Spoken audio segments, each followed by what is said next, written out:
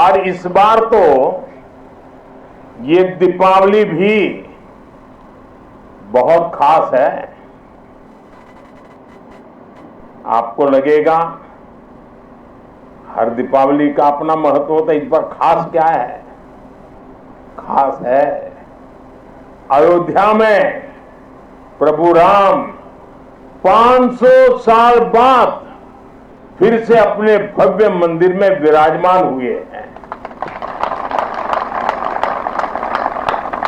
मैं आप सभी को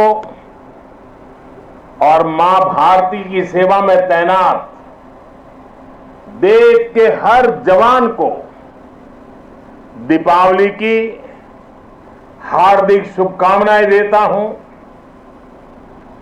मेरी इन शुभकामनाओं में आपके प्रति 140 करोड़ देशवासियों का कृतज्ञ भाव भी शामिल है, उनका आभार भी शामिल है। साथियों, मातृभूमि की सेवा का यह अवसर बड़े सौभाग्य से मिलता है। ये सेवा आसान नहीं है। ये मातृभूमि को सर्वस्व मानने वाले मत वालों की साधना है। ये मां भारती के लाडलों लाडलियों उनका तप है, उनकी तपस्या है। कहीं हिमालय की बर्फ और ग्लेशियर का शून्य से नीचा तापमान, कहीं नसों को जमाने वाली ठंडी रातें, कहीं गर्मियों में तपता हुआ रण का रेगिस्तान, आग बरसता हुआ सूरज, कहीं धूल भरी रेतीली आंधियां, कहीं दल दल की चुनौतियां और कहीं उफान लेता हुआ समंदर। ये साधना हमारे जवानों को उस हद तक तपाती है जहां हमारा देश का सैनिक फौलाद बनकर चमकता है।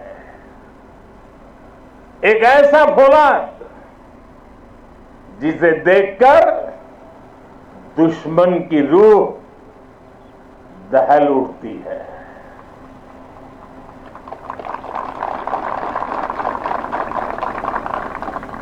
दुश्मन भी आपको देखकर सोचता है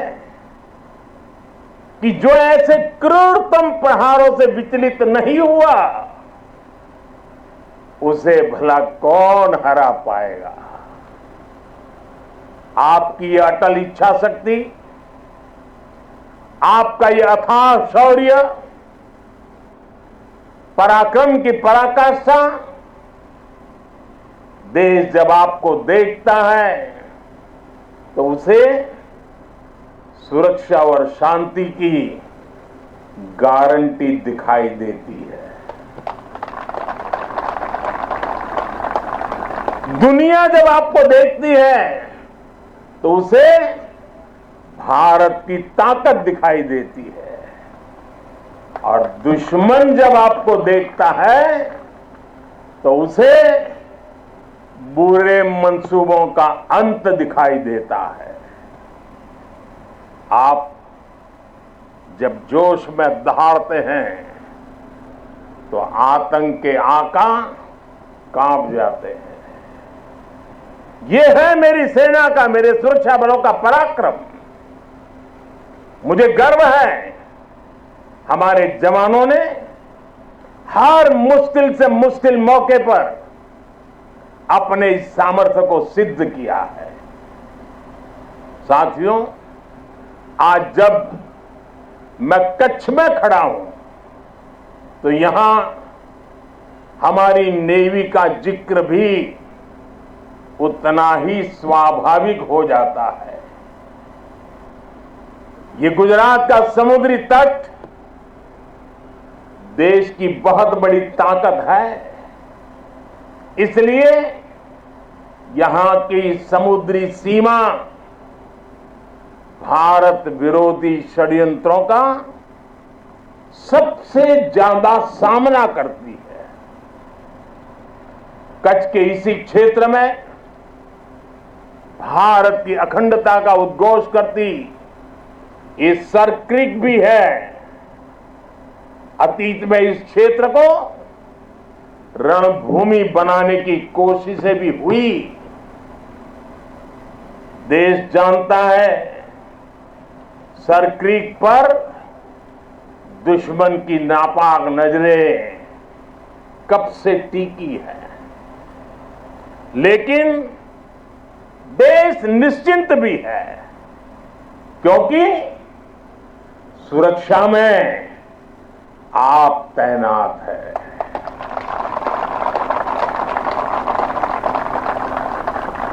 दुश्मन को भी पता है 1971 के युद्ध में किस तरह आपने मुंहतोड़ जवाब दिया था। इसलिए हमारी नेवी की मौजूदगी में सर क्रीक और कच्छ की तरफ अब कोई आंख उठाने की भी हिम्मत नहीं करता है। साथियों, आज देश में एक ऐसी सरकार है जो देश की सीमा के 1 इंच से भी समझौता नहीं कर सकती। एक समय था जब डिप्लोमेसी के नाम पर सर क्रीक को छल से हड़पने की पॉलिसी पर काम हो रहा था। मैंने तब गुजरात के मुख्यमंत्री के रूप में भी देश की आवाज को बुलंद किया था। और इस क्षेत्र में आज मैं पहली बार नहीं आया, मैं इस क्षेत्र से परिचित रहा हूं, कई बार आया हूं, बहुत आगे तक जाकर के आया हूं। इसलिए आज जब हमें जिम्मेदारी मिली है तो हमारी नीतियां हमारी सेनाओं के संकल्पों के हिसाब से बनती है। हम दुश्मन की बातों पर नहीं, हमारी सेनाओं के संकल्पों पर भरोसा करते हैं। साथियों, 21वीं सदी की जरूरतों को देखते हुए आज हम अपनी सेनाओं को, हमारे सुरक्षा बलों को आधुनिक संसाधनों से लैस कर रहे हैं। हम हमारी सेनाओं को विश्व की सबसे आधुनिक मिलिट्री फोर्सेस की कतार में खड़ा कर रहे हैं।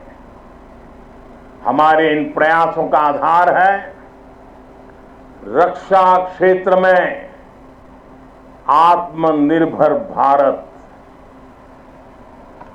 अभी कुछ ही दिन पहले यही गुजरात के वडोदरा में C295 फैक्ट्री का उद्घाटन हुआ है। आज विक्रांत जैसा made in India aircraft carrier देश के पास है। आज भारत में अपनी सबमरीन बनाई जा रही है। आज हमारा तेजस फाइटर प्लेन वायुसेना की ताकत बन रहा है। हमारा अपना 5th जनरेशन फाइटर एयरक्राफ्ट बनाने का काम भी शुरू हो चुका है। पहले भारत की पहचान हथियार मंगाने वाले देश की थी, आज भारत दुनिया के कितने ही देशों को डिफेंस उपकरण एक्सपोर्ट कर रहा है। पिछले 10 वर्षों में हमारा रक्षा निर्यात 30 गुना बढ़ गया है। साथियों, सरकार के इस विजन को सफल बनाने में हमारी सेनाओं और सैन्य बलों के सहयोग की भी बड़ी भूमिका है। हमारे सुरक्षा बलों की बहुत बड़ी भूमिका है। मैं देश की सेनाओं को, मैं देश के सुरक्षा बलों को बधाई दूंगा कि उन्होंने 5000 से अधिक सैन्य उपकरणों की लिस्ट बनाई है, जो वो अब विदेश से नहीं खरीदेंगे। इससे सैन्य क्षेत्र में आत्मनिर्भर भारत अभियान को नई गति भी मिली है। साथियों, आज जब न्यू एज वॉरफेयर की बात होती है तो ड्रोन टेक्नोलॉजी उसका एक अहम टूल बन गई है। हम देख रहे हैं युद्ध में शामिल देश आज ड्रोन टेक्नोलॉजी का जमकर इस्तेमाल कर रहे हैं। ड्रोन से निगरानी हो रही है, ड्रोन से खुफिया जानकारी जुटाई जा रही है। किसी व्यक्ति या जगह की पहचान करने में ड्रोन का उपयोग हो रहा है। ड्रोन सामान पहुंचाने में मदद कर रहे हैं। ड्रोन का इस्तेमाल हथियार के रूप में भी हो रहा है। इतना ही नहीं, ड्रोन पारंपरिक एयर डिफेंस के लिए भी चुनौती बनकर के उभर रहा है। ऐसे में भारत भी ड्रोन टेक्नोलॉजी की मदद से अपनी सेनाओं को, अपने सुरक्षा बलों को सशक्त कर रहा है। सरकार आज 3 सेनाओं के उपयोग में आने वाले प्रीडेटर ड्रोन खरीद रही है। ड्रोन के इस्तेमाल से जुड़ी स्ट्रेटेजी बनाई जा रही है और मुझे खुशी है कि कई भारतीय कंपनियां पूरी तरह से स्वदेशी ड्रोन बनाने में भी लगी है। ढेर सारे स्टार्टअप मैदान में आए हैं। साथियों, आज युद्ध की प्रकृति बदल रही है। आज सुरक्षा के विषय भी नए नए पनपते जा रहे हैं। भविष्य की चुनौतियां और जटिल होंगी। इसलिए बहुत जरूरी है कि तीनों सेनाओं की क्षमताओं को, हमारे सुरक्षा बलों की क्षमताओं को एक दूसरे से जोड़ दिया जाए और खास करके हमारी तीनों सेनाओं के लिए उनका प्रदर्शन इस जोड़ने के प्रयास के कारण उनका सामर्थ्य कई गुना बेहतर हो जाएगा। और मैं कभी कभी कहता हूं कि एक आर्मी, एक एयरफोर्स और एक नेवी हमें एक नजर आते हैं, लेकिन उनका जब संयुक्त अभ्यास होता है तो एक नहीं 111 नजर आते हैं। सेनाओं के आधुनिकीकरण की इसी सोच के साथ chief of defence staff CDS की नियुक्ति की गई है। इसने देश की सेनाओं को मजबूत करने में बड़ी भूमिका निभाई। अब हम इंटीग्रेटेड थिएटर कमांड की दिशा में बढ़ रहे हैं। इंटीग्रेटेड थिएटर कमांड के लिए एक ऐसा मैकेनिज्म तैयार कर लिया गया है जिससे सेना के तीनों अंगों के बीच और बेहतर तालमेल होगा। साथियों, हमारा संकल्प है नेशन फर्स्ट, राष्ट्र प्रथम। राष्ट्र की शुरुआत उसकी सीमाओं से होती है। इसलिए बॉर्डर इंफ्रास्ट्रक्चर का विकास देश की सबसे बड़ी प्राथमिकताओं में है।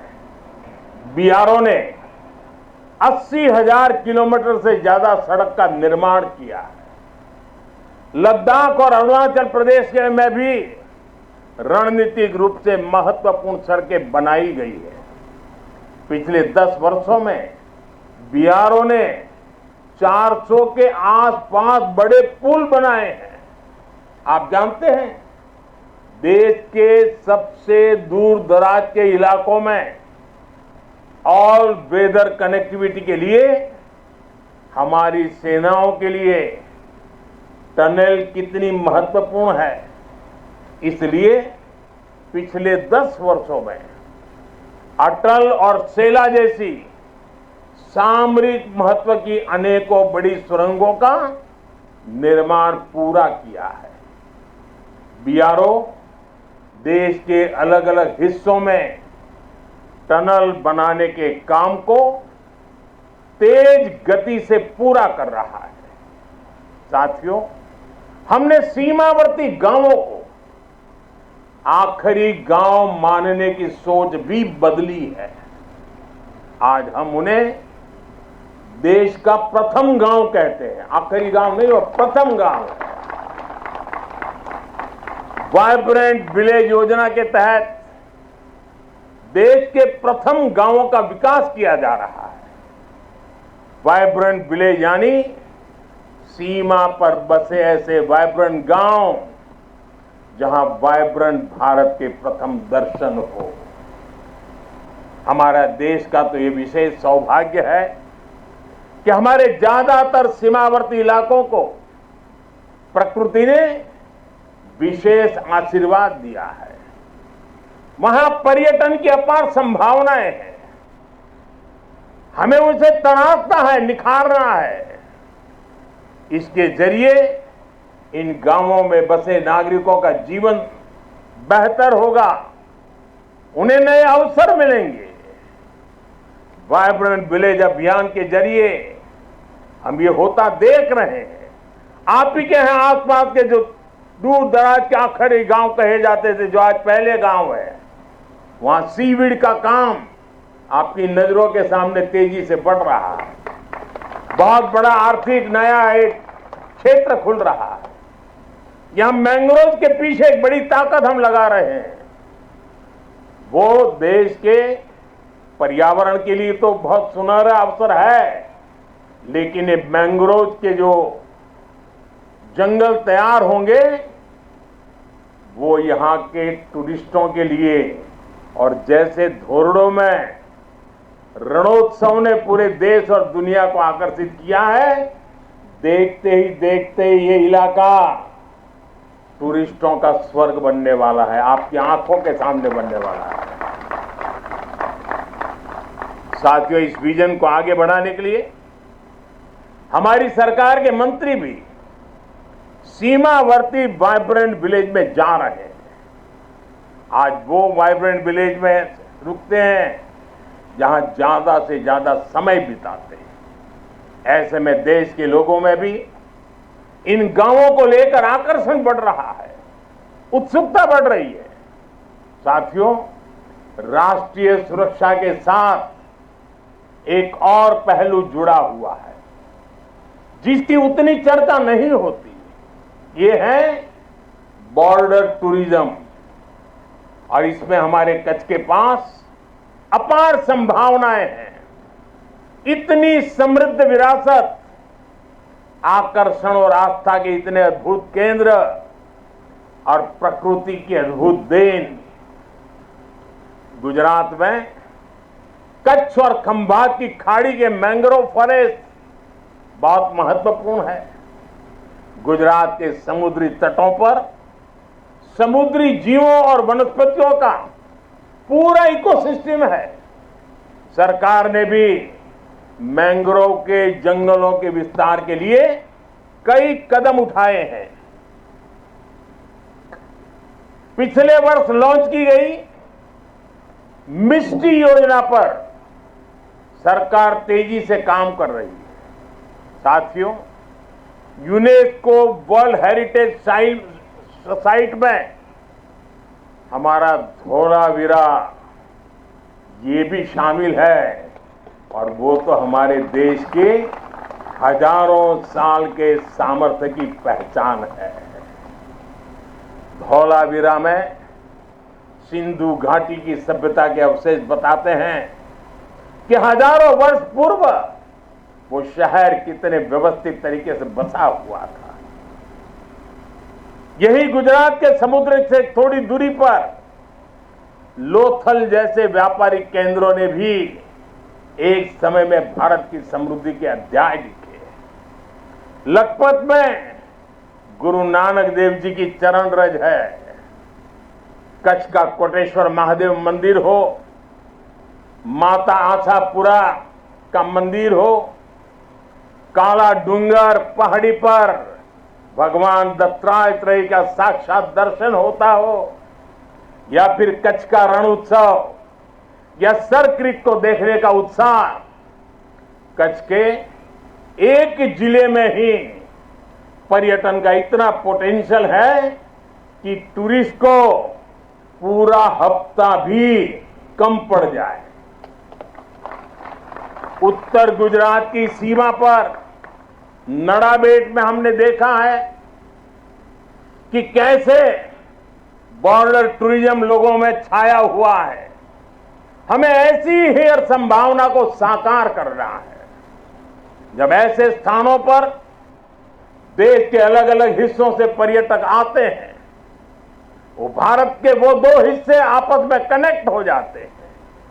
वो पर्यटक अपने साथ राष्ट्रीय एकता का प्रवाह लेकर आता है और राष्ट्रीय एकता की ऊर्जा लेकर जाता है, और यहां एक भारत श्रेष्ठ भारत की भावना को जीवंत कर देता है, अपने क्षेत्र में जाकर के भी कर देता है।